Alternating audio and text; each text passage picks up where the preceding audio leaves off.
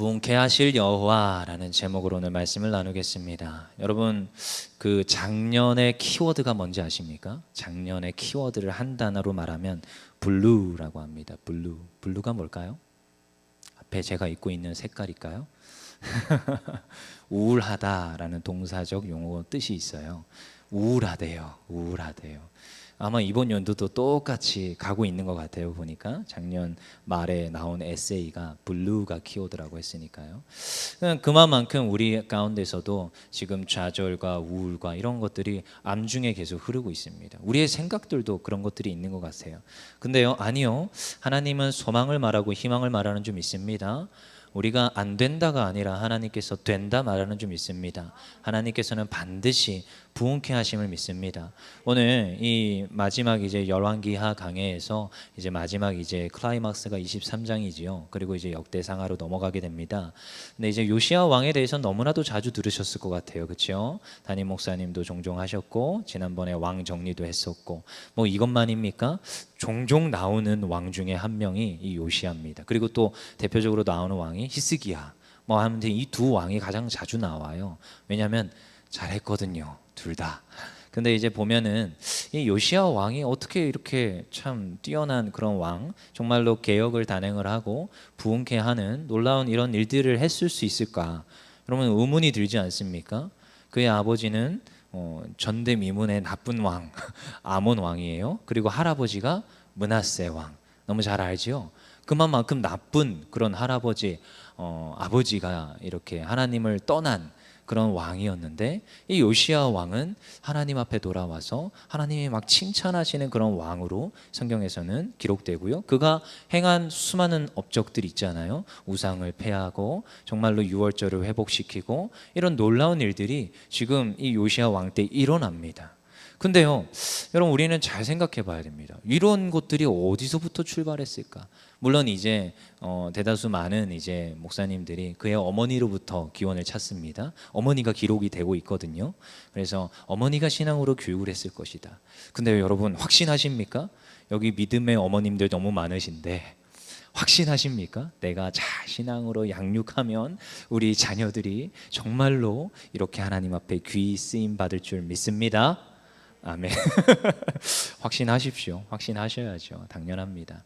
아무튼 그 뒤에 배경에는 이런 부모님들이 있습니다. 사실은. 그렇지만 그의 아버지는요, 그의 가정 환경은 어땠을까요? 우리는 계속 고민을 해봐야 되는 거지요. 근데요, 여러분 성경에서는 그에 대해서 좀 묘사를 하고 있습니다. 이 요시야 왕은 어떠했다. 언제부터요? 이가 지금 개혁을 단행한 그 나이가 굉장히 젊은 그런 혈기왕성한 때예요. 그래서 성경에서는 20살쯤에 이 모든 것들을 다 이루었다라고 이렇게 막 평가를 하고 있는데요. 근데 그게 언제부터 출발하느냐? 16세 때부터 출발합니다. 그의 준비 기간과 그의 지금 요시야 왕이 하나님 앞에 쓰임 받는 건데요. 그 전부터 전조 현상이 있습니다. 그냥 갑자기 뚝딱 해가지고 요시야 왕이 나와가지고 내가 이렇습니다. 아니요, 삶의 그 모습들이 있고요. 준비되는 단계가 있더라는 거예요. 여러분 앞에 있는 권요셉 강도사도 뭔가 준비되는 단계를 거쳐왔겠지요. 지금도 그런 단계를 거치고 있습니다. 아까도 제가 너무 좋아하는 그 찬양 부서져야 하리 깨져야 하리, 되게 좋아하는 찬양이거든요. 근데 이 찬양 되게 많이 불렀었습니다. 저도 옛날에. 왜냐하면 너무나도 모난 제 자신을 발견, 하나님 만나고 나니까, 예수님 만나고 나니까 너무나도 못난 제 자신을 계속 맞닥뜨리게 되는 거죠. 이젠 좀 내가 하나님 앞에서 사역 잘 감당하겠지, 영혼 섬기겠지 이랬는데 아니요, 여전히 이기적이고 여전히 못돼 처먹은 그런 권요셉이라는 사람을 늘 제 내면에서 발견하게 됩니다. 그래서 기도하고 또한 어쩔 때는 깨지기도 하고 실제로 어떤 사람이 와서 저를 깨지기도 하고 막 방망이질 하기도 하고 그러면은 깨지는 거죠. 그렇게 다듬어져 오는 그런 준비 기간들이 있더라는 거예요. 요시야 왕도 그런 시간들을 거쳐서 왔습니다. 한번 찾아보겠습니다. 역대하 34장 3절. 우리 자막 있나요? 준비됐나요, 자막? 역대하 34장 3절. 한번 읽어보겠습니다. 시작. 아직도 어렸을 때 곧 왕위에 있은 지 8년에 그의 조상 다윗의 하나님을 비로소 찾고, 뭐라고 하고 있습니까? 왕위에 있은 지 8년에. 그가 몇 살에 왕위에 등극하느냐? 8살에 등극을 합니다. 8살에 굉장히 어린 나이에 등극을 하죠. 그 어린 나이에 뭘 하겠습니까? 무슨 개혁을 단행해요? 여러분 조선시대 그런 사극 같은 거 보십니까? 그 어린 나이에 그 지금 왕에 오르면 어떤 식으로 되는지 아시지요? 그 뒤에 뭔가 내가 해보겠어 하면서 갑자기 이상한 고모부가 등장을 하고 막 그러잖아요. 얼마나 이 8살 나이에 뭐가 되겠습니까? 근데요, 왕위에 있은 지 8년, 그러니까 그의 나이가 지금 몇 살입니까? 8세 올라가서 8년이 지났으니까 16세지요. 그 16세에 드디어 누구를 찾기 시작해요? 한번 띄워보세요. 조상 다윗의 하나님을 비로소 찾고 라고 기록을 하고 있습니다. 그의 조상 그 다윗의 하나님을 그때서야 찾기 시작하는 거예요. 여러분 저는 여기서 이제 의문점이 들죠. 옆에 어머님 있었다며요. 뭐 한 거예요? 근데 저도 이게 무슨 말인지를 알아요. 제가 고2 때 예수님을 영접했거든요. 그 전엔 강제로 예배 드리라니까. 여전히 저는 주일학교 예배에 가서 무슨 생각을 하느냐? 디즈니 월드를 생각하고 있습니다. 머릿속에는 여전히 나를 지금 방에서 쫓아낸 엄마에 대한 원망. 그래도 예배는 드려야 돼요. 왜요? 아버지가 어머니가 목사님 사모님이니까요. 그래도 수련회는 가라면 갔습니다. 거부 안 했어요. 왜냐고요? 저는 효자니까요. 그냥 엄마 말 아빠 말 따랐습니다. 근데요, 엄마가 아빠가 믿는 그 하나님은 제가 믿는 하나님 아니었습니다. 입으로 시인은 해요. 왜? 밥을 안 주니까요. 근데 언제요? 고2 때 만났어요. 고2 때 진정으로 이분이 내 하나님이시구나. 이분이 진짜 예수님이시구나. 그때서야 인격적으로 영접하게 됩니다. 언제요? 16살 때 요시야 왕이 그제서야 그 조상 다윗의 하나님을 찾기 시작했습니다. 그래요. 그때부터 이 다윗의 하나님, 지금까지 뭔가 그 할아버지와 아버지로부터 물려줬어야 될 그 신앙이요, 이제서야 자기한테 도달한 거지요. 그리고 나서 어떻게 되는 겁니까? 그제서야 비로소 그 뒤에 이제 제12년에 유다와 예루살렘을 비로소 정결하게 하여 그 산당들과 아세라 목상들과 아로 새긴 우상들과 부어 만든 우상들을 제거해 버리며, 그러니까 8살에 등극을 해서 12년 후니까 20살에 이런 일들이 일어나게 되는 거지요. 그러니까요, 지금 이 16세 때부터 지금 하나님을 찾고 하나님 앞에서 그 하나님께서 제시하시는 그 길, 정말로 하나님 말씀대로 살아가려고 몸부림치는 그 시간들이 있더라는 겁니다. 장장 몇 년이나요? 16, 17, 18, 19, 20. 이 지금 시간 동안 하나님을 찾고 하나님의 말씀을 가까이 하며 그 말씀대로 살아가는 그 삶, 그 시간들을 가졌다라는 것입니다. 여러분, 한 사람이, 한 신앙인이 하나님 앞에 준비되는 게 그렇게 쉽지가 않습니다. 아시잖아요? 쉽지가 않습니다. 하나님 앞에 준비되는 시간, 전조 현상들이 항상 있습니다. 그러면 한번 뒤집어서 한번 생각해 봅시다. 그러면요, 분명히 어떤 문제가 일어나기 전에 전조 현상도 있겠지요. 뒤집어서 생각하면 하나님 앞에 이런 놀라운 부흥의 역사와 개혁을 단행했던 이 요시야 왕의 이 지금 업적이 있기 전에 전조 현상이 있었듯이, 지금 어떠한 문제와 하나님을 떠나고 하나님 앞에서 악을 행하기 전에 분명히 전조 현상이 있습니다. 그거는 이제 우리가 항상 경고의 메시지 이렇게 우리가 다들 받아들이죠. 항상 있습니다. 우리의 삶을 한번 돌아봐야 됩니다. 저도요, 그것에 항상 민감하려고 애씁니다. 저는 종종 이렇게 얘기하죠. 하나님의 말씀에 귀를 기울여야 되는 건 맞습니다. 그렇지만 하나님께서 직접적으로 저희에게 경고의 메시지를 줄 때가 굉장히 많습니다. 어떻게 해요? 갑자기 기도하는데 하나님께서 말씀하셨어, 이런 경우는 거의 없습니다. 진짜로 그런 경우 있으시면 간증 많이 하세요. 진짜 많지 않습니다. 저도 이때까지 사역하면서 그런 경우가 그렇게 많지가 않습니다. 기도해도 하나님께서 직통으로 바로 요셉아 이러지 않더라고요. 근데 어떻게 저에게 하나님께서 말씀으로 역사하시냐? 하나님 주시는 성경의 말씀으로 많이 역사하지만 때로는 까치를 보내줍니다. 성경에 보니까 동물로도 역사하시는데 아직까지 동물이 저한테 말하진 않았어요. 대부분 까치를 많이 보내주세요. 어떤 까치요? 주변에 있는 사람들, 스승들, 어머니, 아버지, 때로는요 저보다 후배, 저보다 어린 애들이요 저에게 가르침을 줄 때가 있어요. 그게요, 새겨 안 들으면요 그냥 지나가는 말이지만 때론 그게 경고의 메시지입니다. 전조 현상이 있습니다. 제가 잘못 가고 있습니까? 그러면요 그때 들려오는 메시지들이 있습니다. 수많은 메시지가 도처에 깔렸습니다. 여러분 그건 들을 귀 있는 자가 들을 수 있습니다.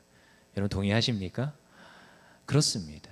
이 지금 16세 된 이 지금 요시야가 분명히 그 주변에 수없이 말을 했을 겁니다. 그의 어머니일 수도 있고 믿음으로 깨어있는 지체일 수도 있을 겁니다. 근데 이때에 드디어 하나님을 찾기 시작합니다.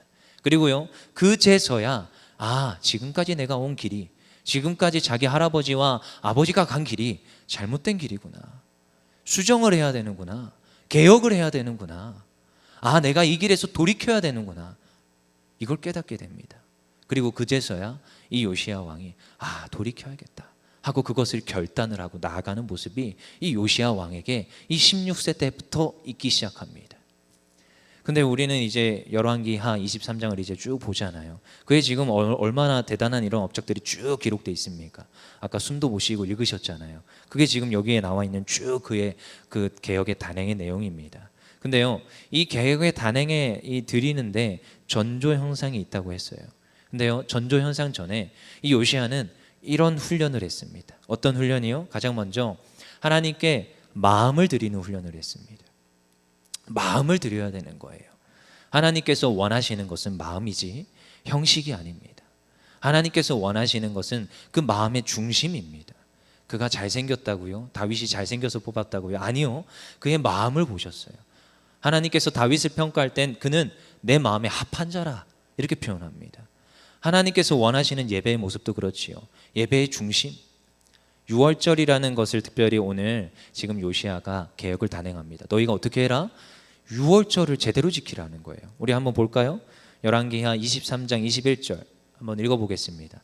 열왕기하 23장 21절 시작. 왕이 뭇 백성에게 명령하여 이르되 이 언약책에 기록된 대로 너희의 하나님 여호와를 위하여 유월절을 지키라. 지금 유월절을 잘 지키라는 거예요. 이게 개혁 내용 중에 하나입니다. 근데요 이들이 유월절을 안 지키는 사람들이었어요? 아닙니다. 그래 우상도 섬겼지만 절기도 지키던 이들이에요. 겸하여 섬기는 상태가 지금 남유다 이스라엘 백성들의 지금 모습입니다. 이때까지요. 그렇죠?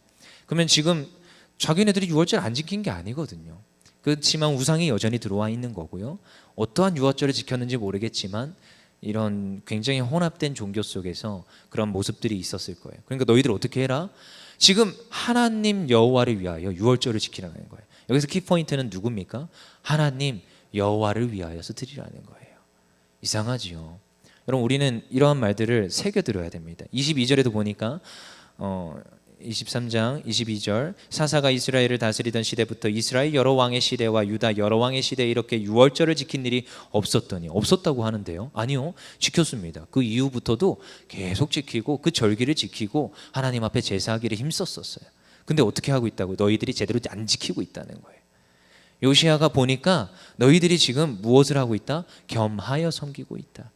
너희들을 위하여 드린 그 형식적인 예배만. 그래서요 사실은 예수님도 와서 계속 하는 얘기가 너희들이 지금 유대인의 명절인 유월절을 지키고 있다. 너희들이 유월절 똑바로 안 지키고 있다고 말하고 있습니다. 무엇이 빠졌다? 마음이 빠졌다.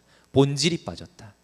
너희를 정말로 구원해낸 그 여호와 하나님의 그 놀라운 그 죄의 대속에 대한 그 의미를 생각하지 않고 그저 그 앞에서 뭐 팔고 있는지 알아요? 양을 팔고 있는 거지요. 양을 팔고 있는 거지요. 그런 모습들이 여전히 있는 너희들의 이 행태, 지금 유월절을 똑바로 지키지 않고 있다라는 거예요. 저희들은요, 제가 이 연초에도 사실 그 신년 부흥 강사님이 오셔서 말씀을 주셨지만요, 정말 그 메시지가 울림이 있었습니다. 기억하십니까? 코로나 끝나면 뭐 하려고? 맞아요. 코로나 끝나면 뭐 하려고? 근데요, 이게 요즘 백신을 맞기 시작하니까 사람들이 이제 본색이 드러났습니다. 여행 가자, 놀러 가자. 어디 끼고요? 주일 끼고. 여러분 이미 전조 형상은 있었습니다. 오전 예배, 그래서 일부 예배 있는 교회들이 조심하셔야 돼요. 저 옛날부터 많이 봤거든요.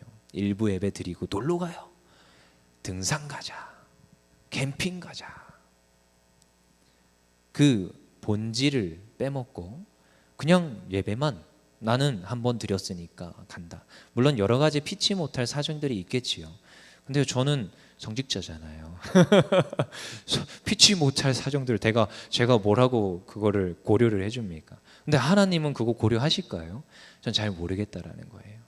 근데 이런 것만이 아니라 우리가 정말 이 유월절에 대한 본질에 대한 의미들을 잘 생각하고 하나님 앞에 감사로 영광 돌리고 있는 것인지 우리는 잘 생각해 봐야 됩니다. 그냥 그저 유월절에만 국한되는 것이 아니라 예배에 대한 본질도 우리가 잘 생각해 봐야 됩니다. 제가 요즘 청소년 아이들 제가 맡고 있지만 정말 청소년도 그렇고 청년도 그렇지만요, 디스하는 거예요. 그러면 제 얼굴에 침 뱉기예요. 근데 정말 안타까운 게 있어요.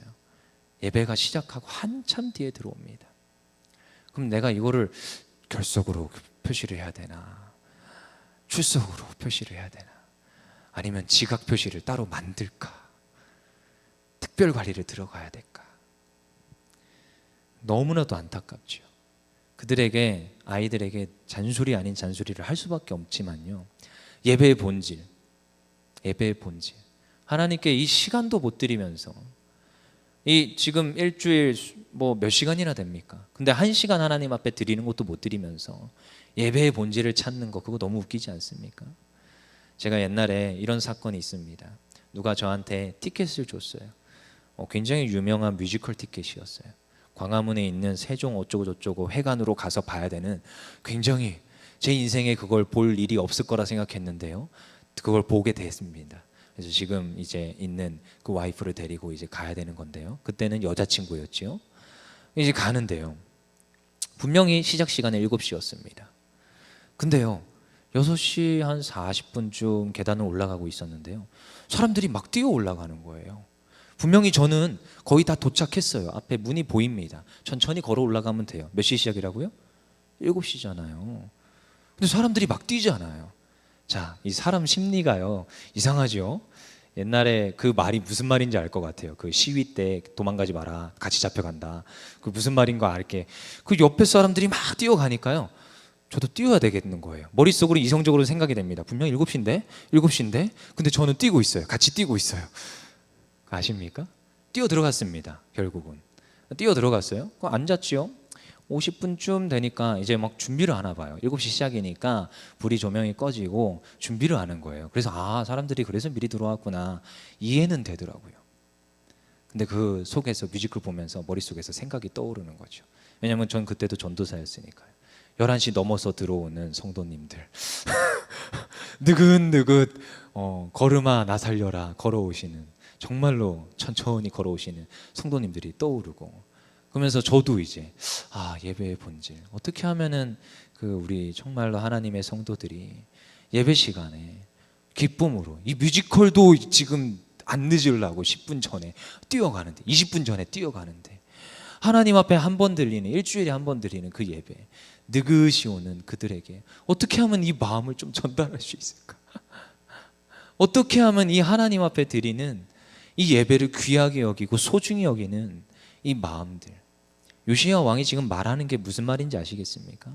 너 지금 6월절 똑바로 지키라는 거예요. 하나님 앞에 형식을 드리지 말고 마음을 내어드리라는 겁니다. 이 말을 할 수 있다는 자체가 요시야 왕이 얼마나 그거에 대한 질문과 고민과 훈련이 되어 있는 게 느껴지십니까?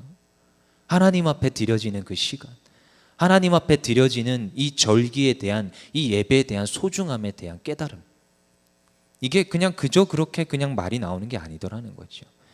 오늘 여호와의 유월절이랍니다.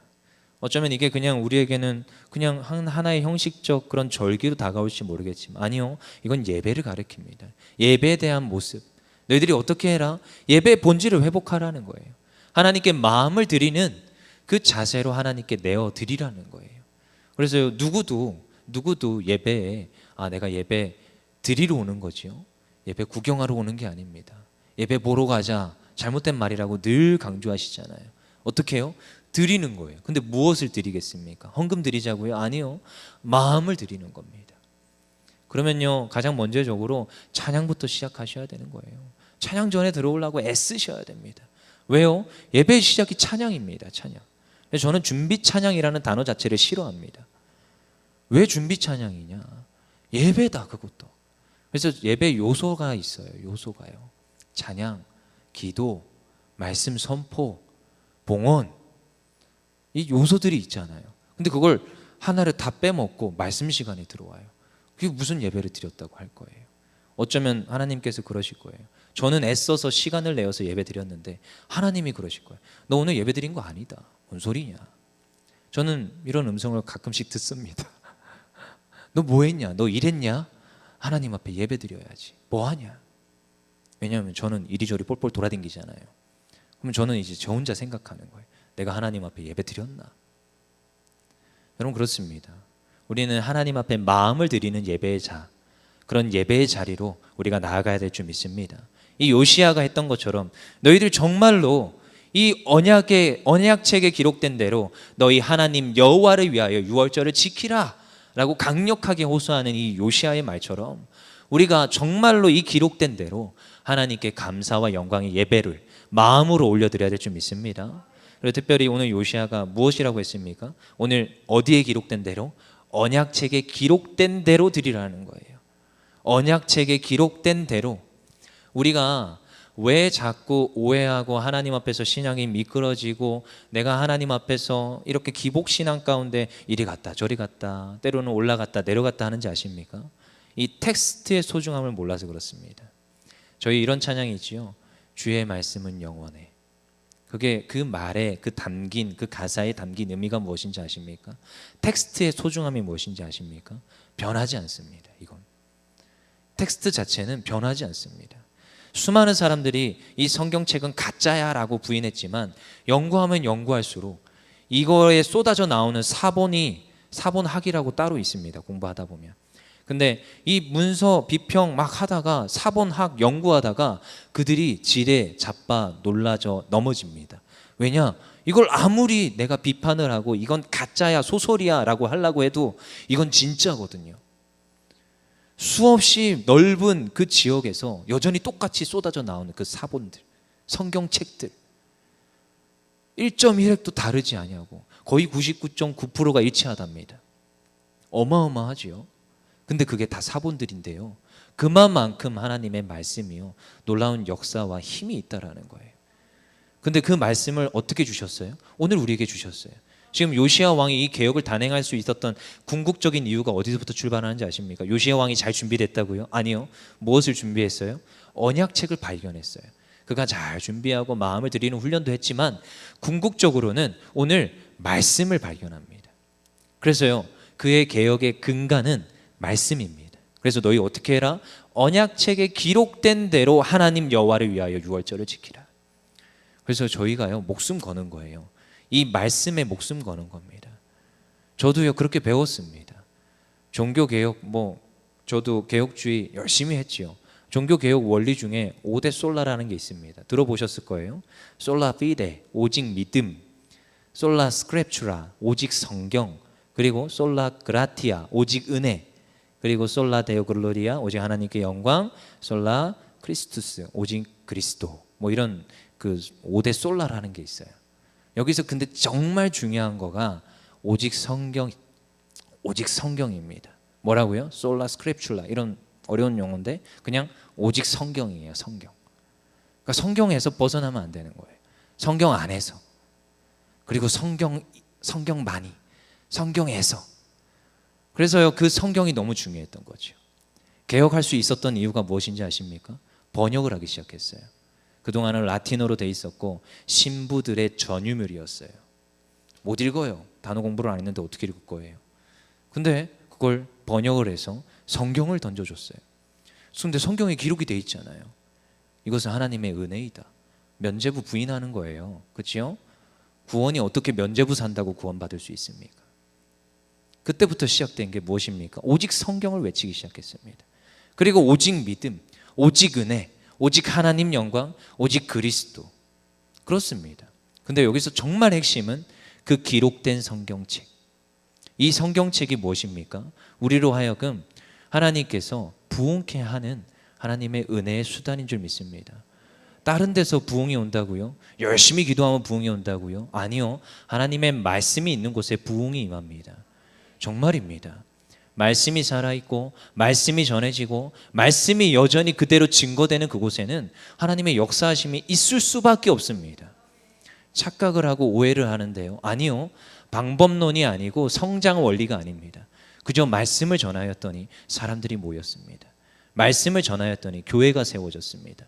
말씀을 전하는 그 교회가 생명력이 있고 운동력이 있고 나아가서 영혼 살리는 방주의 역할을 하더라는 것입니다. 그래서 오늘 요시야가 무엇이라고 합니까? 언약에 기록된 대로 너희가 행하라는 거예요.